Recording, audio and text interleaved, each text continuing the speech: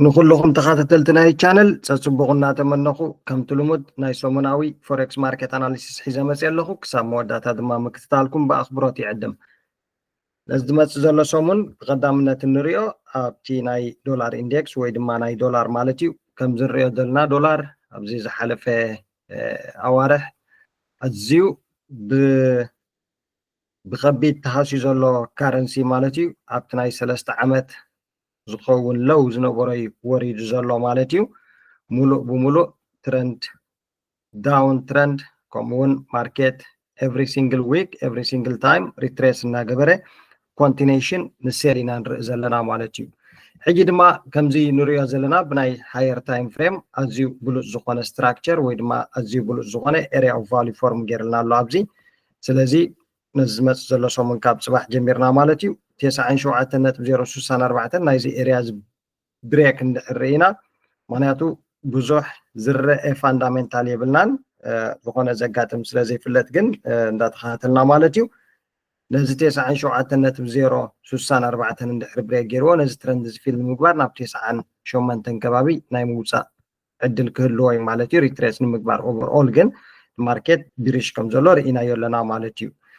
በንፃሩ ድማ ፕራይስ በዚ ዘለዎ ቢሪሽ ኮንፈርሜሽን ካንድል እንድሕር ፎርም ገይሩ እሞ ድማ ብዘለዎ ናይ ቢሪሽነስ እንድሕር ቀፂሉ እዚ ማርኬት እዚ ኦል ደ ዌይ ናብ 9 ናይ ምውራድ ተኽእሎ ክህልዎ እዩ ማለት እዩ ኣዝዩ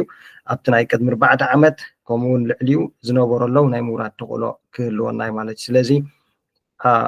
ዶላር ኢንዴክስ ኣብ ኣዝዩ ብሉፅ ዝኾነ ማርኬት ስትራክቸር ወይ ድማ ብሉፅ ዝኾነ ኣካይዳ እዩ ዘሎ ከምዚኣ ጌርና ማርክ ብምግባር ድማ ናቱ ተጠቀምቲ ክንከውን ንኽእል ኢና ማለት እዩ 97.064 ብሬክ ኣውት ባይ ፖዚሽን ክሳብ 94 ናይ ምብፃሕ ተኽእሎ ክህልዎ እዩ ማለት እዩ ሕጂ ኩሉ ግዜ እዚ ናይ ዶላር ቫልዩ ምውሳኽ ኣብ ጂቢፒ ዩኤስዲ ዩሮ ዩኤስዲ ድማ ናይ ቢሪሽ ሙቭ ናይ ምርኣይ ተኽእሎ ክህልወና ይኽእል እዩ ማለት እዩ ንሶም ከብኸመይ ንሪኦም ናብኦም ክንመፅእ ኢና ከም ዝሪኦ ዘለና ድማ ዶላር ጂቢፒ ዩኤስዲ ማለት እዩ ኣዝዩ ብሉፅ ዝኾነ ማርኬት ስትራክቸር ፎርም ገይርልና ኣሎ ስለዚ 1.3674 ናይ ስትራክቸር እዚ ሃየር ታይም ፍሬም ብሬክ ኣውት እንድሕሪና ኦል ደ ዌይ ፕራይስ ናብ 1.3796 ናብዚኣ ማለት እዩ ናይ ምውፃእ ተኽእሎ ክህልዎ በንፃሩ ድማ እዚ ማርኬት እዚ 1.359 ስትራክቸር እንድሕር ብሬክ ገይርዎ ድማ ኦል ደ ዌይ ቢሪሽ ናብ 1.34 ናብዚኣ ናይ ምውራድ ክትህልዋ እያ ማለት ስለዚ እዚኣ እውን ኣዝያ ብልፅቲ ዝኾነት ማርኬት ስትራክቸር ወይ ድማ ብልፅቲ ዝኾነት ሰጣብያ ዘላትና ከምዚኣ ጌርና ማርክ ጌርና ድማ ጂቢፒ ዩኤስዲ ክንፅበያ ኢና ማለት እዩ 1.3674 ብሬክ ከይረኣና ግን ብዝኾነ መንገዲ ኣብ ጂቢፒ ዩኤስዲ ባይ ፖዚሽን ከይንኣቱ ቀፂልና ንሪኦ ኣሰት ድማ ዩሮ ዩኤስዲ እዩ እቲ ዝበለፀ ናይዚ ዓመት እዚ ፐርፎርማንስ ዝገብር ዘሎ ኣዝዩ ተሓጒሱ ዘሎ ኣሰት ድማ ዩሮ እዩ ከምዚ ንሪኦ ዘለና ዋላ ብናይ ሃየር ታይም ፍሬም እንድሕሪእና ካብ ጃንዋሪ ጀሚሩ ማለት እዩ ሙሉእ ብዘይ ዝኾነ ምቁራፅ ማለት እዩ ጃንዋሪ ክጅምርን እዚ ማርኬት እዚ ቡል ትረንድ ወይ ድማ ቡል ማርኬት ክጅምርን ሓደ እዩ ማለት እዩ ስለዚ ከም ዝሪኦ ዘለና ኣዝዩ ብሉፅ ዝኾነ ኣብ ትረንድ እዩ ሒዙ ዘሎ ሕጂ ድማ ኣብዚ ናይ ኣኩሚሌሽን ወይ ድማ ሳይድ ዌይዝ ሙቭ ፎርም ገይርና ኣሎ 1.1784 ናይዚኣ ስትራክቸር እዚኣ ብሬክ ኣውት ኮንቲኔሽን ንባይ ክንሪኢና ማለት እዩ ኦል ደ ዌይ ባይ ክቕፅል እዩ በንፃሩ ድማ 1.1750 ናይዚኣ ስትራክቸር እዚኣ ምክንያቱ ኣብዚ ሙሉእ ኤሪያ ኦፍ ቫልዩ ስለ ዘለና ማለት እዩ ናይዚኣ ብሬክ ኣውት ድማ ኦል ደ ዌይ ማርኬት ሪቨርሳል ክንርኢ ንኽእል ኢና ማለት እዩ ስለዚ ዩሮ ዩኤስዲ ድማ ኣዝዩ ብሉፅ እዩ ዘሎ ብፍላይ እዚ ብሬክ እንድሕር ጌርልና ከዓ ኦል ደ ዌይ ፕራይስ ናብዚ ናይ ምውራድ ተኽእሎ ክህልዎ እዩ ማለት እዩ ናብ 1.1450 ክሳብ ኣብዚ ናይ ምውራድ ተኽእሎ ክህልዎ እዩ ስለዚ ነዚ ዝመፅእ ዘሎ ሰሙን ዩሮ ዩኤስዲ ፅቡቅ ጌርኩም ተኸታተልዋ ቀፂልና ንሪኦ ኣሰት ዩኤስዲ ሲኤችኤፍ እዩ ምስቲ ክንዛረበሉ ፅናሕና ናይ ዩኤስዲ ዊክነስ ኣት ደ ሴም ታይም ድማ ሓደ ካብቶም ዝበለፁ ፐርፎርም ዝገብሩ ዘለው ወይ ኣዝዮም ብሉፅ ግዜ ዝሕልፉ ዘለው ድማ ሲኤችኤፍ እዩ ማለት እዩ ምስ ከምኡ ድማ ዩኤስዲ ሲኤችኤፍ ናይ ነዊሕ ግዜ ቢሪሽ ማርኬት ንርኢ ኣለና ነዊሕ ቢር ማርኬት ቢር ኮንትሮል ንርኢ ኣለና ሕጂ ግን ኣብዚ ዝሓለፈ ሰሙን ማርኬት ናይ ሪቨርሳል ባህሪ ርኢና ኣሎ ማርኬት ሪጀክሽን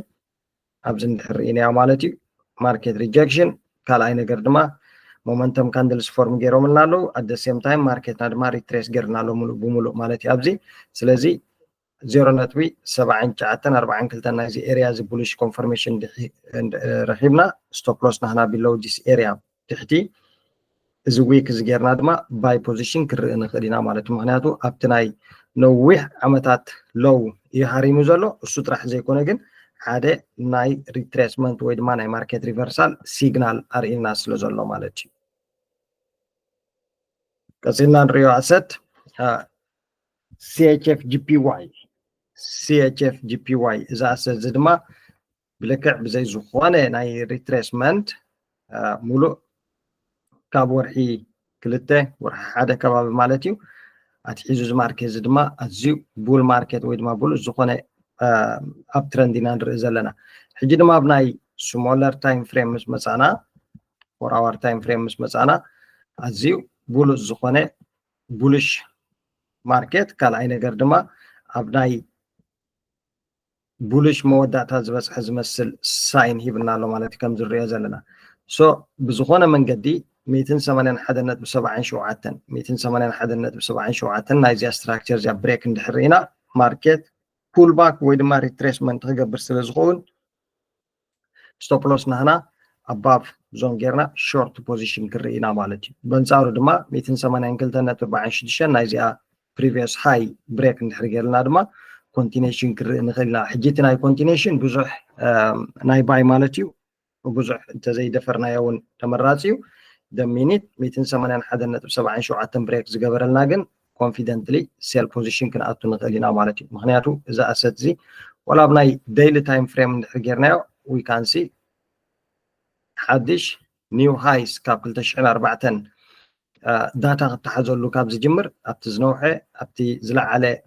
ማርኬት ይበፂሑ ዘሎ ማለት እዩ ናይ ኦልሞስት ልዕሊ 20 ገለን ዓመታት ማለት እዩ እሱ ጥራሕ ከይኣክል ድማ ሕጂ ናይ ሪትሬስመንት ሳይን የርእየና ስለ ዘሎ 181.77 ብሬክ እንድሕር ገይሩ ቢሪሽ ክንሕዞ ንኽእል ኢና ዝብል ዘለኹ ማለት እዩ 181.77 ብሬክ ከይገበረ ግን ብዝኾነ መንገዲ ሴል ከይንኣትዎ ቀፂልና ንሪኦ ኣሰት ቢትኮይን እዩ BTC ቢትኮይን ድማ ኣዝዩ ብሉፅ ዳርጋ እዚ 3-4 መዓልቲ ኣዝዩ ብሉፅ ዝኾነ ማርኬት ኣኩሚሌሽን ሂብና ኣሎ ማለት እዩ ኣብዚ እንድሕርናያ ካብ ዓርቢ ቀዳም ሰንበት 3 days ማርኬት ኣብ ኣኩሚሌሽን ኣትዩሎ ኣዝዩ ፌሪ ሬንጅ ዝኾነ ማርኬት ኢና ንርኢ ዘለና ማለት እዩ እዚ ሬንጅ ማርኬት ድማ ከም ዝንሪኦ ዘለና ናይ 108.3 ናይዚያ ስትራክቸር እዚኣ ብሬክ ኣውት ባይ ፖዚሽን ክርኢ ንኽእል ኢና ማለት እዩ 108.3 ማለት እዩ 108,300 ናይዚያ ብሬክ ኣውት ባይ ፖዚሽን ክርኢ ኢና ኦል ደ ዌይ ፕራይስ ድማ እቲ ፕሪቪየስ ዝነበረ ሃይ ነዚ 110 ከባቢ ክሳብ ኣብኡ ታርጌት ክንገብር ኢና ማለት እዩ በንፃሩ ድማ 107.4 እዚኣ ስትራክቸር እዚኣ እንድሕርናያ 107.46 ማለት እዩ ናይዚያ ብሬክ ኣውት ድማ ኦል ደ ዌይ ማርኬት ናብ 105 ክሳብ ኣብዚ ናይ ሙራድ ትኸሎ ከሎ እዩ ማለት ስለዚ ቢትኮይን ድማ ኣዝያ ብልፅቲ ሰጣቢ ዋላ እቲ ፎርሜሽን ጌራትልና ዘላ ኣዝዩ ብሉፅ ዝኾነ ናምበር ሂብና ዘሎ ማለት እዩ 108,300 ብሬክ ኣውት ባይ ፖዚሽን ክርኢና 107,400 ብሬክ ኣውት ናይዚያ ስትራክቸር እዚኣ ድማ ሴል ፖዚሽን ኦል ደ ዌይ ክሳብ 105 ሴል ፖዚሽን ክርኢና ማለት እዩ ፋይናል ንሪኦ ሚስተር ጎልድ ከም ዝሪኦ ዘለና ፕራይስ ኣዝዩ ብሉፅ ዝነበረ ናይ ዳውን ትረንድ ኣብዚ እንድሕር ኢናዮ ማለት እዩ ብሉፅ ዳውን ትረንድ ብሬክ ገይሩሎ ካልኣይ ነገር ኣዝዩ ብሉፅ ማርኬት ሪትሬስ ገይርልና ኣሎ ብዚ ማለት እዩ ከም ዝሪኦ ዘለና ድማ ናይ ቡሊሽ ኮንፈርሜሽን ካንድልስ ሂብና ኣሎ ስለዚ there is high probability ማርኬት ቡሊሽ ናይ ምኻድ 3,312 ናይዚያ ብሬክ ከይረኣና ብዝኾነ መንገዲ ሴል ከይንኣቱ ኣብ ጎል 3,312 ናይዚያ ስትራክቸር እዚኣ ማለት እዩ ናይዚያ ብሬክ ግን ማርኬት ሴል ፖዚሽን ክኸይድ ይኽእል እዩ ማለት እዩ እዚኣ ከይረኣና ዝኾነ መንገዲ ሴል ዝበሃል ከይንኣቱ ኣብ ጎልድ በንፃሩ ድማ ማርኬትና بخلطة من قد بايكن رينا نمبر 1